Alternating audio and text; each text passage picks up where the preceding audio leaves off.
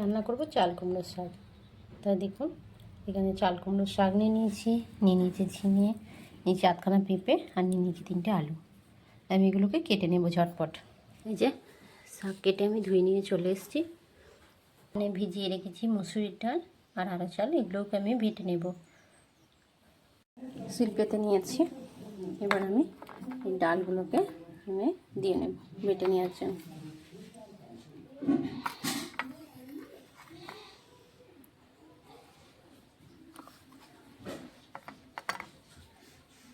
এর সঙ্গে আমি দিয়ে দেবো আলু চালটা, এর সঙ্গে একসঙ্গে বেটে নেব।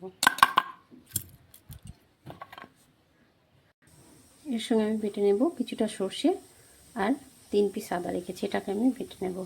যে কড়াই বসিয়ে দিয়েছি, এটা ধরিয়ে দিলাম।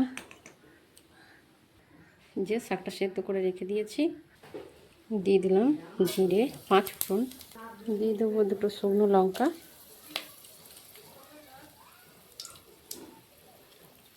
এবার যে বেটে রেখেছিলাম সেই মশলাটা দিয়ে দেব।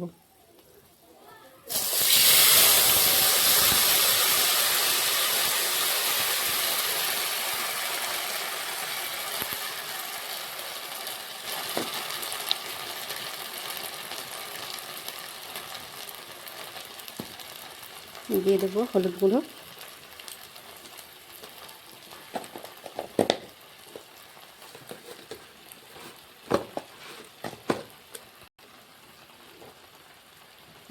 দেবো অল্প কিছুটা জিরে গুঁড়ো,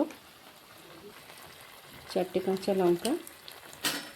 এবার আমি মশলাটাকে ভালো করে কষিয়ে নেব।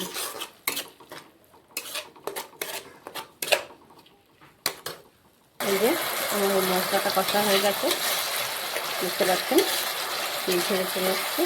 এবার আমি এই যে ভাপিয়ে রাখা শাকটা দিয়ে দেবো।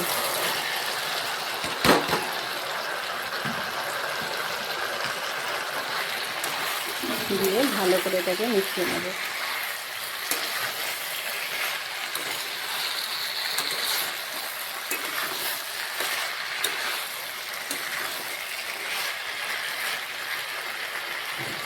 এরপরে আমি স্বাদ অনুযায়ী দিয়ে দেবো নুন।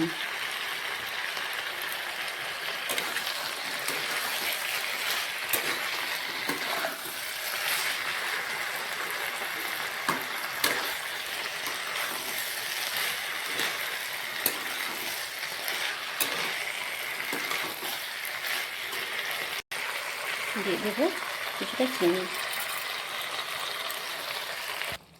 এবার এই যে বেটে রাখা আলু চাল আর মসুরির ডালটা রেখে দিয়েছিলাম, সেটাকে আমি দিয়ে দেবো।